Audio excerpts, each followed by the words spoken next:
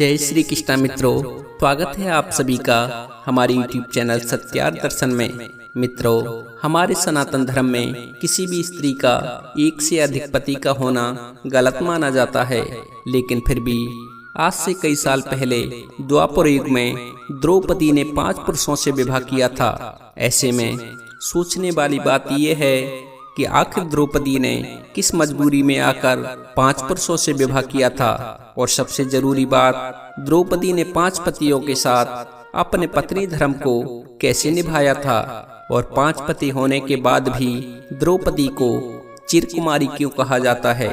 दोस्तों, द्रौपदी से जुड़े हुए ऐसे कई सवाल हैं जो द्रौपदी के चरित्र पर प्रश्न चिन्ह लगाते हैं। अगर आप भी द्रौपदी से जुड़े हुए रहस्यों को जानना चाहते हो तो कृपया वीडियो की समाप्ति तक आप हमारे साथ अवश्य बने रहें। आज का ये वीडियो बहुत ही ज्ञानवर्धक और महत्वपूर्ण होने वाला है। मित्रों, वीडियो पर आगे बढ़ने से पहले हमारा आपसे एक छोटा सा निवेदन है। यदि अभी तक आपने हमारा चैनल सब्सक्राइब नहीं किया है तो कृपया कर लें, क्योंकि हम इस चैनल के माध्यम से आपके लिए नई नई जानकारी लाते रहते हैं।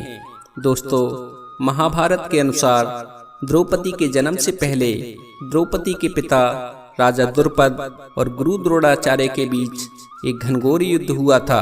युद्ध इसलिए हुआ था कि एक बार गुरु द्रोणाचार्य भ्रमण करते हुए पांचाल नरेश के दरबार में पहुंचे और पांचाल नरेश से मित्रता करने के लिए उन्होंने हाथ आगे बढ़ाया, लेकिन राजा द्रुपद ने ये कहकर द्रोणाचार्य की मित्रता को अस्वीकार कर दिया कि मित्रता समान लोगों में ही शोभा देती है। मैं एक राजा हूँ और तुम एक साधारण से शिक्षक हो। यदि तुम्हें मुझसे मित्रता करनी है तो उसके लिए आपको मेरे समान वैभव प्राप्त करना होगा। पहले मेरे समान बनो और उसके बाद ही मुझसे मित्रता करने के बारे में सोचना। राजा द्रुपद के मुख से ये अपमान भरे शब्द सुनकर गुरु द्रोणाचार्य के मन को बहुत ठेस पहुंची। उन्होंने उसी दिन प्रण लिया कि मैं अपने इस अपमान का बदला इस अहंकारी राजा से अवश्य लूंगा। इसके पश्चात गुरु द्रोणाचार्य जंगलों में चले गए और जंगल में पहुंचकर कुटिया बनाकर रहने लगे। इसी स्थान पर गुरु द्रोणाचार्य ने हस्तिनापुर के राजकुमारों को शिक्षा दीक्षा दी। जब पांडव तथा कौरव राजकुमारों की शिक्षा पूर्ण हो गई तो एक दिन सभी राजकुमारों ने गुरुदेव से कहा कि हे गुरुदेव, आप अपनी गुरु दक्षिणा बताइए, हम आपको गुरु दक्षिणा देना चाहते हैं। अपने शिष्यों के मुख से ये वचन सुनकर गुरुदेव कहने लगे, हे राजकुमारों, यदि आप मुझे गुरु दक्षिणा देना ही चाहते हो तो सुनो, तुम्हें मुझे गुरु दक्षिणा में पांचाल नरेश द्रुपद को बंदी बनाकर मेरे समक्ष प्रस्तुत करना होगा। यही तुम लोगों की गुरु दक्षिणा है। गुरु की आज्ञा मानकर सभी राजकुमार पांचाल देश में पहुंचे, जहां उनका राजा द्रुपद की सेना से भयंकर युद्ध हुआ। लेकिन गुरु द्रोणाचार्य के शिष्य राजा द्रुपद की सेना पर भारी पड़े और अंत में राजा द्रुपद को बंदी बना लिया गया और ले जाकर गुरु द्रोणाचार्य के सम्मुख पेश किया गया। राजा द्रुपद को बंदी के रूप में देखकर द्रोणाचार्य ने कहा, हे द्रुपद, अब तुम्हारे राज्य का स्वामी मैं बन चुका हूँ। मैं तो तुम्हें अपना मित्र समझकर तुम्हारे पास आया था, किंतु तुमने मेरा अपमान किया और मुझे अपना मित्र स्वीकार नहीं किया। अब बताओ, क्या तुम मेरी मित्रता स्वीकार करते हो? राजा द्रुपद ने लज्जा से सिर नीचे झुका लिया और अपनी भूल के लिए क्षमा याचना मांगते हुए बोले, हे द्रोण, आपको अपना मित्र न मानना ये मेरी सबसे बड़ी भूल थी और उसके लिए मैं आपसे क्षमा चाहता हूँ। मैं तथा मेरा राज्य अब दोनों ही आपके अधीन हैं। अब आपको जो उचित लगे आप वैसा करें। मैं आपके समक्ष नतमस्तक हूँ। द्रोणाचार्य ने कहा, तुमने कहा था कि मित्रता समान वर्ग के लोगों में होती है, अतः मैं तुमसे बराबरी का मित्र का भाव रखने के लिए तुम्हें तुम्हारा आधा राज्य वापस लौटा रहा हूँ। और इतना कहकर द्रोणाचार्य ने गंगा नदी के दक्षिण तट का राज्य द्रुपद को सौंप दिया और द्रुपद के शेष राज्य को अपने अधीन कर लिया। गुरु द्रोणाचार्य से पराजित होने के बाद महाराज द्रुपद अत्यंत लज्जित हुए और किसी तरह द्रोणाचार्य से अपने अपमान का बदला लेने का और उन्हें किसी प्रकार से नीचा दिखाने का उपाय सोचने लगे। इसी चिंता में डूबे हुए एक बार राजा द्रुपद घूमते हुए ब्राह्मणों की नगरी में पहुंचे और वहां पहुंचकर उनकी मुलाकात याज और उपयाज नाम के दो महान कर्मकांडी भाइयों से हुई। राजा द्रुपद ने उनकी खूब सेवा की और अपनी सेवा से दोनों भाइयों को प्रसन्न कर दिया। राजा द्रुपद का ये सेवा भाव देखकर जब उन दोनों ब्राह्मणों ने कहा कि हे राजन, हम आपकी सेवा से बहुत प्रसन्न हैं, कहो हमसे क्या चाहते हो, तो राजा द्रुपद ने अपने मन की व्यथा दोनों भाइयों को कह सुनाई और हाथ जोड़कर विनती करने लगे कि हे ब्राह्मण कुमारों, कोई ऐसा यत्न बताओ जिससे मैं गुरु द्रोणाचार्य को मारकर उनसे अपने राज्य का और अपने अपमान का बदला ले सकूं। पांचाल नरेश के ये वचन सुनकर बड़े भाई याज ने कहा, राजन, इसका एक उपाय तो है, लेकिन थोड़ा कठिन है। जब राजा ने कहा, आप उपाय बताइए, चाहे कितना भी कठिन हो, मैं करने के लिए तैयार हूँ। तब ब्राह्मण कुमार ने कहा, राजन, इसके लिए तुम्हें एक विशाल यज्ञ का आयोजन करना होगा। उस यज्ञ में तुम्हें आहुतियां देकर अग्निदेव को प्रसन्न करना होगा। यदि अग्निदेव किसी तरह से प्रसन्न हो जाते हैं तो तुम्हारा मनोरथ अवश्य सिद्ध हो सकता है। राजा द्रुपद ने ब्राह्मण पुत्रों के बताए अनुसार पूरे विधि विधान से एक यज्ञ का आयोजन किया। उस यज्ञ की वेदी से एक पुत्र और एक जुड़वा कन्या उत्पन्न हुई। बालक का नाम धृष्टद्युम्न एवं बालिका का नाम द्रौपदी रखा गया। राजा द्रुपद के मन में द्रोणाचार्य के प्रति जबरदस्त नफरत का भाव था और अपनी इसी नफरत के भाव को राजा द्रुपद ने बचपन से ही द्रौपदी के मन में भी कूट कूट कर भर दिया था। द्रौपदी भी अपने पिता की तरह द्रोणाचार्य से बदले की आग में जलने लगी और मन ही मन ऐसी तरकीबें सोचने लगी जिससे वो अपने पिता का बदला ले सकें। लेकिन उस समय गुरु द्रोणाचार्य हस्तिनापुर के संरक्षण में थे। गुरु द्रोणाचार्य को नीचा दिखाने के लिए द्रौपद को एक शक्तिशाली गठबंधन की आवश्यकता थी। इसी मकसद से उन्होंने एक योजना बनाई कि जरासंध के पोते के साथ मैं अपनी पुत्री द्रौपदी का विवाह कर देता हूँ, जिससे मुझे जरासंध का समर्थन मिल जाएगा और मैं आसानी से द्रोणाचार्य को मारकर अपना राज्य और अपमान का बदला ले सकता हूँ। और इसके लिए जरासंध भी तैयार था। लेकिन जब ये खबर भगवान श्री कृष्ण जी के कानों में पड़ी तो वे बहुत चिंतित हुए, क्योंकि कृष्ण जी चाहते थे कि धर्म की स्थापना के लिए द्रौपदी का विवाह अर्जुन से हो। इसीलिए द्रौपदी के स्वयंवर से पहले ही वे राजा द्रुपद के महल में आकर रहने लगे। कहा जाता है इस दौरान द्रौपदी की भगवान कृष्ण जी से काफी अच्छी मित्रता हो गई थी। यहाँ तक कि द्रौपदी ने भगवान श्री कृष्ण जी से विवाह करने की इच्छा भी जाहिर की थी, जिस पर श्री कृष्ण जी ने ये कहते हुए मना कर दिया था कि वह सिर्फ ऐसी स्त्री से विवाह करेंगे जो उनके लक्ष्य के प्रति पूरी तरह से समर्पित होगी, अर्थात धर्म की स्थापना के कार्य में जो उनका पूरी तरह से साथ देगी। और उस स्त्री की कोई भी सैन्य और राजनीतिक मंशा नहीं होगी। ऐसी स्त्री से ही मैं विवाह करूंगा। कहते हैं उस वक्त भगवान श्री कृष्ण जी ने द्रौपदी को खुश करने के लिए ये भी कहा था कि तुम एक महान स्त्री हो और तुम्हारे जैसी महान स्त्री के मैं योग्य नहीं हूँ। कृष्ण जी के कहने पर ही राजा द्रुपद ने द्रौपदी के स्वयंवर का आयोजन किया और उन्हीं के कहने पर राजा द्रुपद ने ऐसी शर्त रखी कि जो भी राजकुमार तेल की परछाई में देखकर ऊपर घूमती हुई मछली की आंख भेज देगा, उसी के साथ मैं अपनी पुत्री का विवाह करूंगा। दोस्तों, जब द्रौपदी के स्वयंवर का आयोजन हुआ था तो उस समय पांचों पांडव युधिष्ठिर, भीम, अर्जुन, नकुल और सहदेव अपनी मां कुंती के साथ ब्राह्मण वेश में वनवास काट रहे थे। वे अपनी मां के साथ एक गरीब कुम्हार के घर में रहते थे और भिक्षा मांगकर ही अपना गुजारा करते थे। जिस दिन द्रौपदी का स्वयंवर हुआ था उस दिन भी पांचों पांडव भाई ब्राह्मण के भेष में भिक्षा मांगने के लिए निकले थे। तभी उन्हें कहीं से द्रौपदी के स्वयंवर का पता चल जाता है।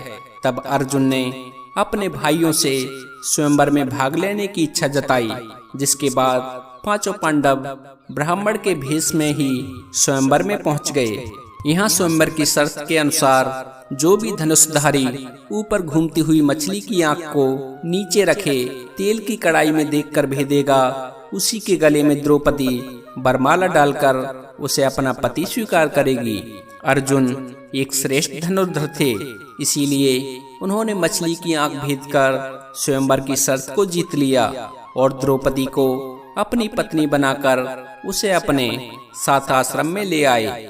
अब यहाँ बहुत से लोगों के मन में ये सवाल उठ रहा होगा कि यदि स्वयंवर में द्रौपदी को जब अर्जुन ने जीता था और द्रौपदी का विवाह अर्जुन से हुआ था तो वह पांचों पांडवों की पत्नी कैसे बनी।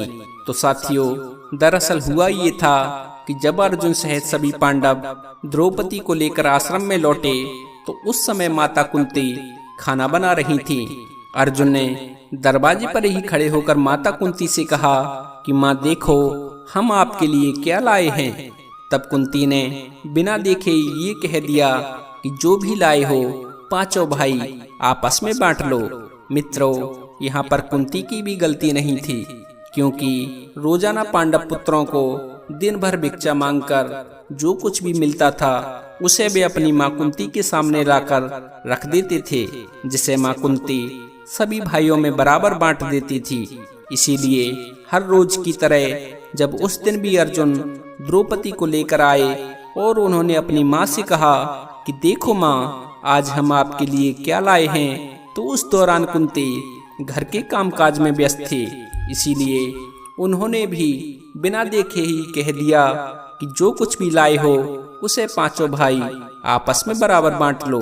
हालांकि अपनी माँ की ये बात सुनकर सभी पांडव भाई सकते में आ गए और जब कुंती ने भी एकदम से शांति महसूस की तो उन्होंने पीछे मुड़कर देखा। तब जाकर उन्हें अपनी भूल का एहसास हुआ। उन्होंने अपने बड़े पुत्र युधिष्ठिर से कहा कि पुत्र, इसका कोई ऐसा उपाय निकालो जिसमें द्रौपदी का भी कोई अनर्थ ना हो और मेरे मुंह से निकली बात भी झूठी ना हो। हालांकि जब इसका हल युधिष्ठिर भी नहीं निकाल पाए तो पांडव अपनी माँ की बात का मान रखते हुए द्रौपदी से विवाह करने के लिए तैयार हो गए। लेकिन जब इस बात का पता राजा द्रुपद को चला तो वे काफी परेशान हो गए। राजा द्रुपद की चिंता को दूर करने के लिए महर्षि वेद व्यास ने राजा द्रुपद को द्रौपदी के पूर्व जन्म की कहानी बताई। महर्षि व्यास ने बताया कि राजन, द्रौपदी अपने पूर्व जन्म में एक आरुषि कन्या थी। वह रूपवती होने के साथ साथ गुणवती और सदाचारी भी थी, लेकिन पूर्व जन्म के कुछ कर्मों के कारण द्रौपदी के विवाह का संयोग नहीं बन पा रहा था। इसीलिए द्रौपदी ने भगवान शिव की घोर तपस्या की। उसकी इस तपस्या से प्रसन्न होकर शिव जी ने द्रौपदी से मनचाहा वर मांगने के लिए कहा। तब द्रौपदी ने सोचा कि मैं जैसा वर चाहती हूँ, एक वरदान से उसकी सभी इच्छाएं पूरी नहीं होंगी। इसलिए उसने घुमा फिराकर महादेव से वरदान मांगा। द्रौपदी ने महादेव से कहा कि हे प्रभु, मेरा विवाह किसी ऐसे व्यक्ति से हो जो धर्म का सबसे बड़ा ध्याता हो, जो सबसे अधिक बलवान हो और वह युद्ध कला में भी निपुण हो। इसके साथ साथ उसे ग्रह नक्षत्रों का भी ज्ञान हो और वो सबसे अधिक सुंदर भी हो। द्रौपदी ने चालाकी दिखाते हुए भोले बाबा से 5 वरदानों को एक वरदान बनाकर मांगा। हालांकि महादेव द्रौपदी के मन के भावों को समझ गए थे, लेकिन उन्होंने द्रौपदी को पहले ही मनचाहा वरदान देने का वचन दे दिया था। इसीलिए महादेव ने द्रौपदी से कहा कि हे आरुषि कन्या, मैं तेरी चालाकी को भली भांति समझ चुका हूँ, इसलिए अब तुझे अगले जन्म में एक नहीं 5 पति मिलेंगे। जब भोले बाबा की ये वचन द्रौपदी ने सुने तो वो चिंतित हो गईं और महादेव से प्रार्थना करने लगीं कि हे महादेव, मैं आपकी कृपा से एक ही पति चाहती हूँ। इस पर शिवजी ने कहा कि मेरा वरदान व्यर्थ तो नहीं जा सकता, लेकिन मैं तुझे एक वरदान और देता हूँ कि तेरा कभी कौमार्य भंग नहीं होगा। एक पति का संग करने के पश्चात जब तुम दूसरे पति के पास जाओगी तो तुम पहले की तरह ही कुंवारी कन्या बन जाओगी। हे राजन, भगवान शिव के उसी वरदान के कारण ही द्रौपदी को इस जन्म में 5 पति प्राप्त हुए हैं। साथियों, इस कहानी को सुनने के बाद राजा द्रुपद अपनी बेटी का विवाह 5 पांडवों के साथ करने के लिए तैयार हो गए। हालांकि द्रौपदी अभी भी 5 पांडवों से विवाह करने के लिए सहमत नहीं थी, लेकिन द्रौपदी इस शर्त के साथ तैयार हो गईं कि 5 पांडव भाई आगे जाकर चाहे जिस किसी भी स्त्री से विवाह करें, लेकिन रानी का स्थान केवल द्रौपदी को ही मिलेगा। कहा जाता है कि द्रौपदी की शर्त को मानने के लिए जब पांडव तैयार हो गए थे, तभी द्रौपदी ने 5 पांडवों से विवाह किया था। सबसे पहले द्रौपदी का विवाह सबसे बड़े भाई युधिष्ठिर के साथ किया गया और उस रात द्रौपदी ने युधिष्ठिर के साथ अपना पत्नी धर्म निभाया। अगले दिन द्रौपदी का विवाह भीम के साथ हुआ। द्रौपदी ने भीम के साथ दूसरे दिन पत्नी धर्म निभाया। इस तरह द्रौपदी की शादी बाकी भाइयों से की गई और सभी के साथ उसने अपना पत्नी धर्म निभाया। अब यहाँ सोचने वाली बात यह है कि जब द्रौपदी का विवाह सबसे पहले युधिष्ठिर के साथ हुआ, तो बाकी पांडव भाइयों के साथ द्रौपदी ने अपना पत्नी धर्म कैसे निभाया। तो साथियों, द्रौपदी हर बार पत्नी धर्म निभाने में इसलिए समर्थ थी क्योंकि द्रौपदी को भगवान शिव से ये वरदान मिला हुआ था कि एक पुरुष से संबंध बनाने के बाद जब वह दूसरे पुरुष के पास जाएगी तो वह स्वतः ही कुंवारी कन्या बन जाएगी। इसलिए जब भी द्रौपदी पांडव भाइयों में से किसी एक के साथ समय बिताने के बाद दूसरे भाई के पास जाती थी, तो वह वापस से कुंवारी कन्या हो जाती थी।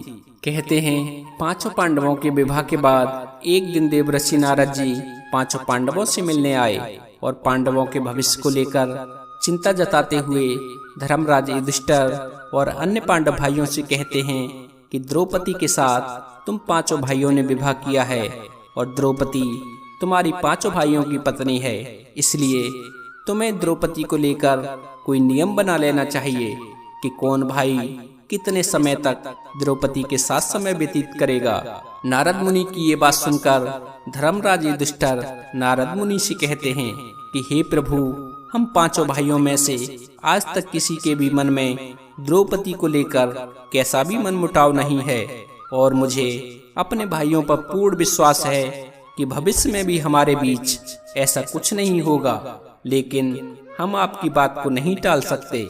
इसीलिए मैं द्रौपदी को लेकर आज ही एक नियम बनाऊंगा। मित्रों, महर्षि नारद जी के जाने के बाद धर्मराज युधिष्ठिर ने अपने सभी भाइयों को बुलाया और द्रौपदी को लेकर एक नियम बनाया कि अब से द्रौपदी हर साल 5 पांडवों में से किसी एक के साथ ही समय व्यतीत करेगी।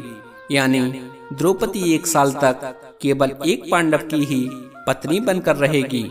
साथ ही जिस समय द्रौपदी अपने कमरे में किसी एक पांडव के साथ होगी, उस वक्त उनके कमरे में कोई अन्य पांडव प्रवेश नहीं करेगा। यदि कोई पांडव गलती से भी इस नियम को तोड़ता है तो उसे सजा के तौर पर 1 वर्ष के लिए वन में जाकर ब्रह्मचर्य का पालन करते हुए अपना समय बिताना होगा। दोस्तों, कहा जाता है कि एक बार अर्जुन एक ब्राह्मण की मदद करने के लिए ना चाहते हुए भी द्रौपदी के कमरे में प्रवेश कर जाते हैं।